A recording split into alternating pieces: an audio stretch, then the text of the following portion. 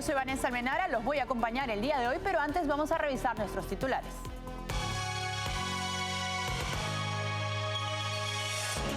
El presidente de Argentina, Javier Milei, pronunció un discurso durante el Foro Económico Mundial celebrado en Davos, Suiza, en el que defendió el capitalismo, el libre mercado y advirtió sobre la amenaza que enfrenta Occidente con los regímenes de izquierda. En El Salvador, Nayib Bukele lidera las encuestas con un 70.9% de intención de voto para los comicios del 4 de febrero. El gobierno de Estados Unidos anunció un mayor apoyo para Guatemala como parte del fortalecimiento de las relaciones bilaterales. Las fuerzas de defensa de Israel destruyeron un túnel estratégico de Hamás, el cual servía para el desplazamiento clandestino de miembros del grupo terrorista entre el norte y el sur de Gaza. Bien, vamos con el desarrollo de las noticias, pues el presidente de Argentina, Javier Milei, asistió este miércoles al Foro Económico Mundial en la ciudad de Davos, Suiza. En un discurso importante, Milei defendió el capitalismo y emitió una clara advertencia sobre la peligrosa infiltración del socialismo en Occidente. Sus declaraciones resumen un llamado a preservar la libertad y la prosperidad ante las amenazas ideológicas. El presidente de Argentina, Javier Milei, dio un discurso muy importante para el liberalismo durante el Foro Económico Mundial celebrado en Davos, Suiza. En el evento, defendió el capitalismo, el libre mercado, además de criticar al socialismo y al colectivismo. Asimismo, advirtió sobre la amenaza que enfrenta Occidente con los regímenes de izquierda. En su discurso, el mandatario sostuvo que el capitalismo de libre empresa es la única herramienta efectiva para erradicar el hambre, la pobreza y la indigencia a nivel global. También destacó que Occidente se encuentra en peligro debido a la influencia de visiones que conducen al socialismo y a la pobreza. Por otro lado, Milei afirmó que el capitalismo de libre empresa no solo es un sistema económico para combatir la pobreza, sino también el único sistema moralmente deseable para lograrlo. Asimismo, el presidente argentino criticó la perspectiva de izquierda que ataca al capitalismo por cuestiones de moralidad, señalando que la justicia social promovida por esa ideología es injusta y violenta. En su discurso, defendió la libertad de mercado y propuso un modelo basado en los principios fundamentales del libertarismo, como la defensa de la vida, la libertad y la propiedad. Milei concluyó su exposición resaltando la importancia de la libertad y expresando su esperanza de que Argentina y el mundo elijan el camino de la prosperidad, abrazando el modelo de libertad. El presidente de Argentina, Javier Milei, alertó este miércoles de que Occidente está en peligro por la tendencia de los líderes mundiales a abrazar al socialismo que lleva a la pobreza y previno contra los experimentos colectivistas que nunca son la solución a los problemas. Escuchemos sus declaraciones. En definitiva, un empresario exitoso es un héroe. Este es el modelo que nosotros estamos proponiendo para la Argentina del futuro. Un modelo basado en los principios fundamentales del libertarismo, la defensa de la vida, de la libertad y de la propiedad.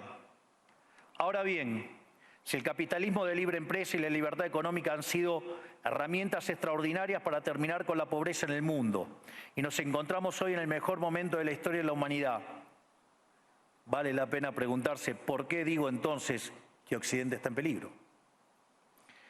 Digo que Occidente está en peligro justamente porque en aquellos países que deberíamos defender los valores del libre mercado, la propiedad privada y las demás instituciones del libertarismo, sectores del establishment político y económico, algunos por errores en su marco teórico y otros por ambición de poder, están socavando los fundamentos del libertarismo, abriéndole las puertas al socialismo y condenándonos potencialmente a la pobreza, a la miseria y el estancamiento. Porque nunca debe olvidarse que el socialismo es siempre y en todo lugar un fenómeno empobrecedor, que fracasó en todos los países que se intentó. Fue un fracaso en lo económico, fue un fracaso en lo social, fue un fracaso en lo cultural y además asesinó a más de 100 millones de seres humanos. El problema esencial de Occidente hoy es que no solo debemos enfrentarnos a quienes, aún luego de la caída del muro y la evidencia empírica abrumadora, siguen bregando por el socialismo empobrecedor, sino también a nuestros propios líderes, pensadores y académicos que, amparados en un marco teórico equivocado, socavan los fundamentos del sistema que nos ha dado la mayor expansión de riqueza y prosperidad de nuestra historia. A pocos días de las elecciones en El Salvador, el presidente en licencia y candidato a la reelección, Nayib Bukele, lidera las encuestas con un 70.9% de intención de voto para los comicios del 4 de febrero. La encuesta pronostica que el partido Nuevas Ideas retendrá la mayoría en la Asamblea Legislativa. A días de las elecciones en El Salvador, el presidente que se encuentra de licencia y candidato a la reelección, Nayib Bukele, lidera las encuestas con un impresionante 70.9% de intención de voto para los comicios del 4 de febrero. Su postulación para un segundo mandato generó controversia. No obstante, en septiembre del 2021, el Tribunal Superior del país dictaminó que Bukele podría postularse para un segundo mandato, bajo la condición de dejar su cargo 6 meses antes del inicio del nuevo periodo. La encuesta también pronostica que el partido oficialista Nuevas Ideas retendrá la mayoría en la Asamblea Legislativa, asegurando 57 de los 60 escaños. La oposición, representada por Alianza Republicana Nacionalista, obtendría 2 diputaciones, mientras que el Partido Demócrata Cristiano, aliado del gobierno, alcanzaría 1. Sin embargo, la encuesta revela una falta de confianza significativa en el Tribunal Supremo Electoral, con un 60.7% de los encuestados expresando tener poca o ninguna confianza en su desempeño de cara a las elecciones generales. Esta desconfianza subraya la importancia de la transparencia y la legitimidad en el proceso electoral. El sondeo, realizado por el Centro de Estudios Ciudadanos entre el 3 y el 8 de enero, cuenta con una muestra nacional de 1.904 entrevistados, un margen de error de aproximadamente el 2.8% y una confianza del 95%. A medida que se acercan las elecciones, la atención se centra en cómo estos resultados impactarán en el futuro político de El Salvador y en la percepción de la ciudadanía hacia las instituciones electorales. La Unión Europea está considerando diversas alternativas para ayudar a Ecuador frente al aumento de la violencia generada por grupos terroristas, catalogada como un conflicto armado interno. Tras los recientes acontecimientos, como la toma de un canal de televisión, los motines en las cárceles y secuestros a policías por parte de grupos criminales, la Unión Europea plantea fortalecer significativamente su cooperación en seguridad con Ecuador, explorando opciones adicionales de apoyo en medio de la creciente crisis. Fuentes de la Unión Europea hacen referencia al memorando de entendimiento firmado el año pasado durante la cumbre entre la Unión Europea y Latinoamérica, destacando su intención de robustecer la colaboración bilateral con Quito en la próxima década. La organización europea señala que se están evaluando otras opciones de apoyo para abordar la actual crisis en consonancia con el compromiso de construir una comunidad resistente ante la amenaza del crimen organizado transnacional. El alto representante de la Unión Europea para Política Exterior, Josep Borrell, sugiere la posibilidad de brindar a Ecuador asistencia financiera para fortalecer su capacidad en la lucha contra el crimen organizado.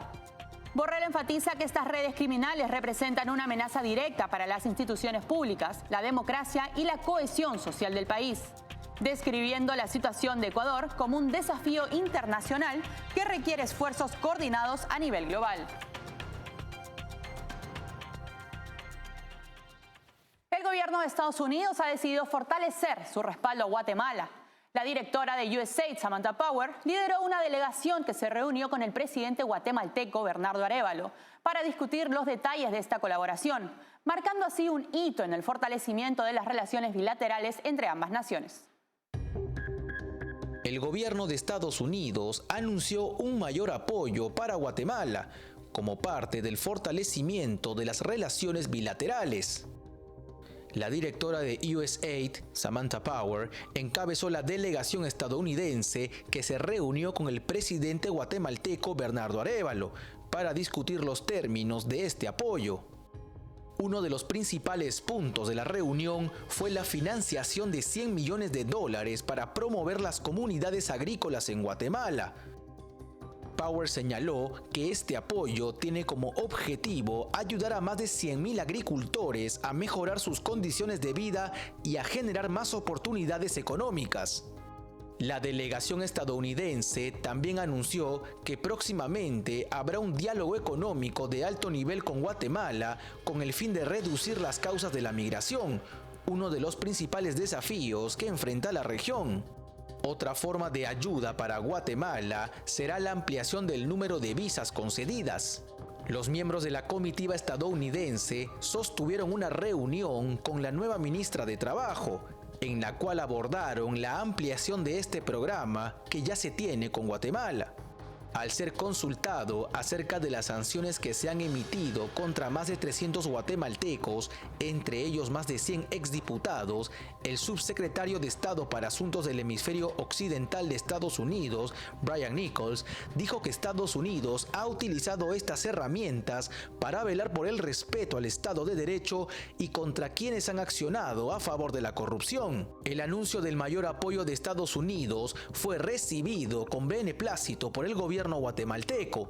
El presidente Bernardo Arévalo agradeció el apoyo de Estados Unidos y dijo que este será un impulso importante para el desarrollo de Guatemala. Bien, momento de irnos a una breve pausa, volvemos enseguida con más información.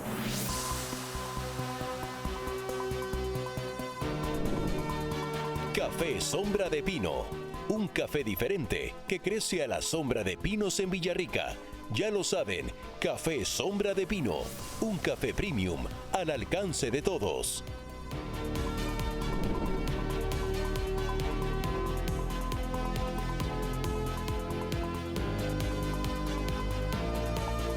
Bien, estamos de vuelta para contarles que las fuerzas de defensa de Israel han destruido un túnel estratégico de Hamás bajo la principal autopista norte-sur de la Franja de Gaza.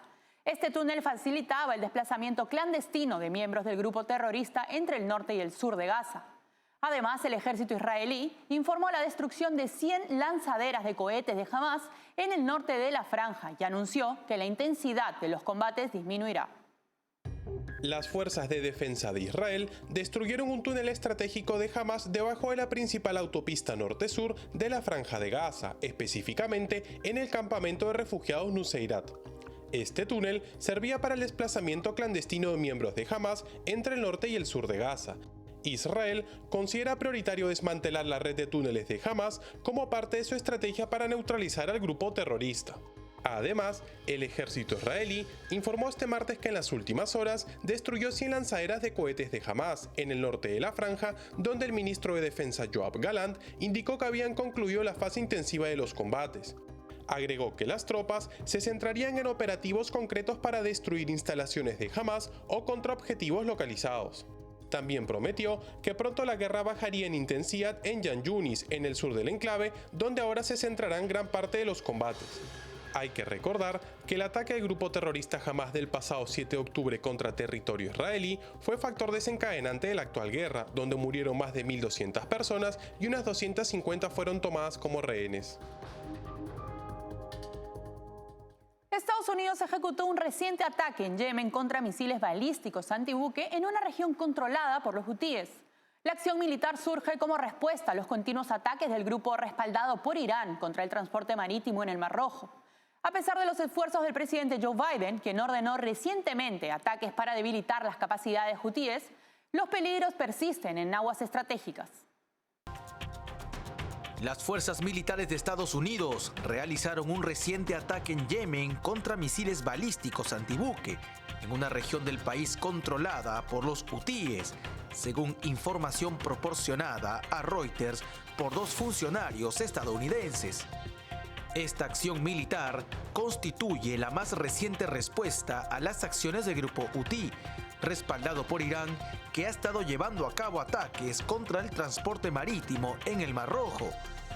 El ataque realizado por las fuerzas estadounidenses tenía como objetivo neutralizar 4 misiles antibuques hutíes en Yemen, a pesar de los esfuerzos del presidente estadounidense Joe Biden, quien la semana pasada ordenó ataques para desgastar las capacidades hutíes. Los ataques de este grupo contra el transporte marítimo en el Mar Rojo persisten. Los hutíes, que controlan la mayor parte de la costa del Mar Rojo en Yemen, han justificado sus ataques a barcos comerciales, argumentando que buscan respaldar al grupo terrorista Hamás en su ofensiva contra Israel. El movimiento hutí ha anunciado su intención de ampliar sus objetivos en la región del Mar Rojo, incluyendo barcos estadounidenses, y ha afirmado su compromiso de mantener los ataques. Esta declaración surge después de que fuerzas estadounidenses y británicas llevaron a cabo numerosos ataques la semana pasada contra las capacidades de radar y misiles hutíes. Los ataques realizados por este grupo y las consecuentes represalias de Estados Unidos han aumentado las tensiones en la región del Oriente Medio. Como resultado, Irán ha llevado a cabo ataques con misiles balísticos en Irak y Siria. La invasión rusa contra Ucrania ha experimentado un recrudecimiento con un ataque ruso en la ciudad portuaria de Odessa. Al menos 4 misiles y una docena de drones utilizados en el asalto nocturno resultaron en al menos 17 personas heridas y daños significativos, incluyendo un museo de arte histórico de 124 años. Las imágenes publicadas por el Museo Nacional de Bellas Artes de Odessa revelan la devastación en su interior. Este episodio se suma al ataque en Zaporilla, donde 20 soldados ucranianos perdieron la vida durante una ceremonia, generando una profunda indignación y llevando a Ucrania a iniciar una investigación. El presidente ucraniano, Volodymyr Zelensky, hará esfuerzos para establecer la verdad detrás del ataque en Zaporilla y prevenir incidentes similares. Mientras tanto, Rusia ha declarado la destrucción de equipos y puestos de mando en el distrito de Bakhmut. Ucrania, en respuesta, ha lanzado misiles de crucero dañando un importante buque de guerra ruso en Crimea. Estos sucesos refuerzan la crisis en curso y plantean desafíos considerables a la seguridad regional y la estabilidad geopolítica. Ucrania busca apoyo y condena las acciones de los invasores rusos, mientras que la escalada de la violencia amenaza con agravar la crisis humanitaria ya existente en la región. El Senado de Estados Unidos aprobó una legislación temporal destinada a prevenir el cierre del gobierno por falta de fondos. La medida, respaldada por 68 votos a favor y 3 en contra en la Cámara Alta estadounidense, busca extender la financiación gubernamental hasta el 8 de marzo, otorgando un plazo para negociar un acuerdo presupuestario definitivo. El líder de la mayoría demócrata en el Senado, Chuck Schumer, expresó su confianza en lograr un acuerdo a largo plazo antes del jueves. Asimismo, resaltó la importancia de la cooperación bipartidista en ambas cámaras. Durante el pasado fin de semana, los representantes del Congreso de Estados Unidos informaron que habían alcanzado un consenso respecto a los niveles de financiación para el año fiscal 2024, fijando un tope máximo de gasto federal cercano a los 1.6 billones de dólares. Este plan contempla un incremento en el presupuesto del Pentágono, elevándolo alrededor de 886 mil millones de dólares. Sin embargo, algunos republicanos han criticado la legislación, pidiendo recortes presupuestarios más profundos. Este compromiso bipartidista es esencial para mantener en funciones al gobierno. No obstante, si el gobierno no cede a hacer los recortes necesarios, se podría prolongar el problema por varios meses más. Bien, hemos llegado a la parte final. Nosotros nos despedimos por hoy. Gracias por acompañarnos.